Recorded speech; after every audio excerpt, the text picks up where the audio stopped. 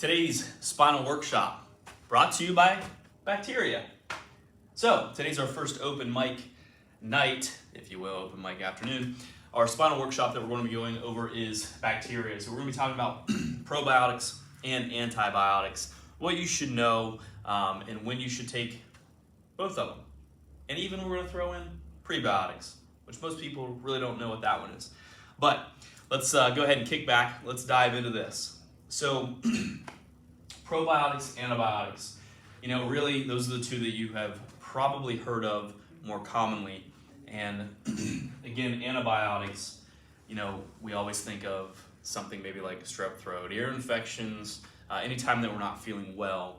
And with probiotics, a lot of people know maybe yogurts and kefirs and kimchis and things like that, which we'll go into what sources those are for. But a little bit of research to start us off. And before we get to the research, prior to that, again, these Spinal workshops we do every single Tuesday because I'm going to challenge you, my team's going to challenge you to continue to be a student. Health is not just something that we have to always try to improve that. And challenging my community and my patients to always stay up to date on what we should be doing. And some of these things, yes, they're going to require a little bit of effort. So, some research. There are no current research stating that a probiotic and an antibiotic cancel one another out. So that's a common question I get. Well, when should you take the probiotic if you are taking an antibiotic? Some doctors and some research has said, a few hours after you take the antibiotic, you can take the probiotic. There are some that even state that you can take it just a few days after your last dose of antibiotics.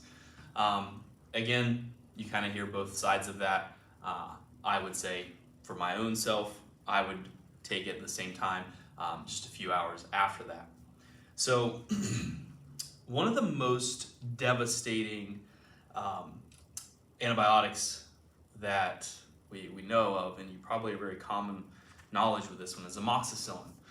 There was some research that stated when combined with, I hope I pronounced this correctly, clavonic acid, the experts state there's devastating effects on gut microbiome, so the gut bacteria, the good.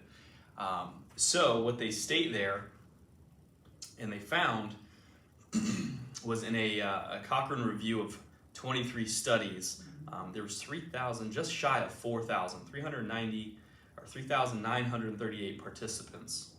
In the results, 22 out of 23 of those trials reported on the incidence of antibiotic-associated diarrhea, one of the most common side effects, show a significant benefit from probiotics being compared to no control or a placebo. Or no treatment or a placebo.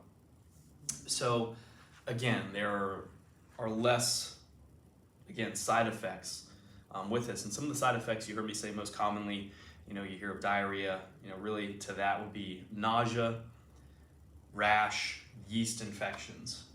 So I pulled this from the CDC, and antibiotics, again, you heard me reference ear infections, strep throats, UTIs, whooping cough. Those are the most common used for antibiotics. But what they do not treat, and here's where we're going to start picking this away. Excuse me.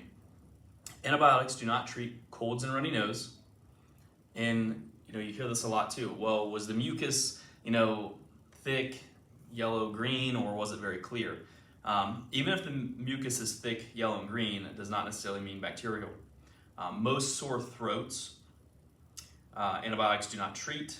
Flu, most cases of chest cold, mini sinus infections, and some ear infections. I'm going to come back to the ear infections.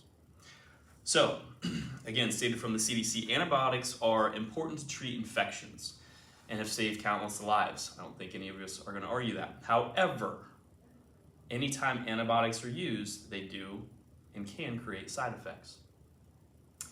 But they can also contribute to antibiotic resistance, one of the most urgent healthcare matters in today's public health. This is why it is important We all use antibiotics only, all caps, underline, when we need to protect us against harm caused by unnecessary antibiotic use and to combat antibiotic resistance. So, it's good to know, is it a virus? Is it bacteria?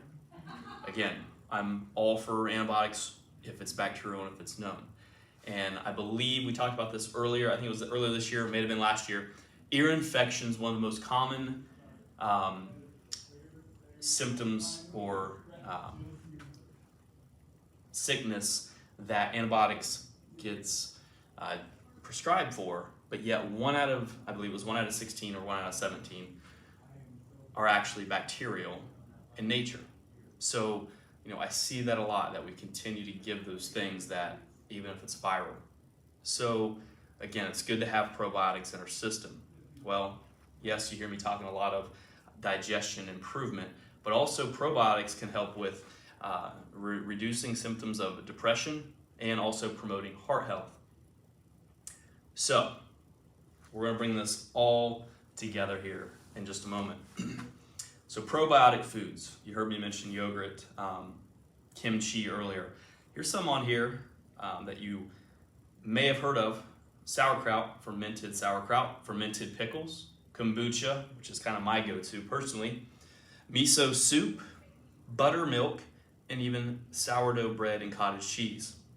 So, bringing this full circle with prebiotics. Well, again, bacteria, how does this all work? Well, prebiotic foods. Prebiotic foods are what the probiotics are going to eat. That being things like green bananas, and there's a lot on here, I really condensed this down to about 10. Green bananas, oats, rice, asparagus, garlic and onions, wild yams, apples, peaches, raspberries, carrots, I may have said that earlier, apricots as well. So, there you have kind of 101 prebiotic, probiotic, antibiotic. Again, it's good, and probably the biggest priority to know, is it a viral infection? Is it a bacterial infection? Again, right off the CDC website, stating that a top public health matter is antibiotic resistant threats. So, again, probiotics, very good. Should try to have those. Prebiotics help feed that for when it's needed. And then antibiotics, when should you take them? So regardless, back to all these things, when I bring up certain symptoms and certain diseases and diagnosis, at the end of the day, the more healthy, more strong, more rested, less stressed body, I also refer to that as the host, that we are, the more capable we are of fighting things off. So, have your spine checked. Make sure your nervous system's thriving, that's communicating with the rest of your body. Exercise, eat healthy, journal, and try to get rid of unnecessary stresses. And have fun, and get out in the sun. We're about to head off into summer and spring here, so enjoy that, be outside, be proactive, do these things ahead of time. So, I look forward to seeing you at our next Spinal workshop. Thanks again. Have a great day. We'll see you soon.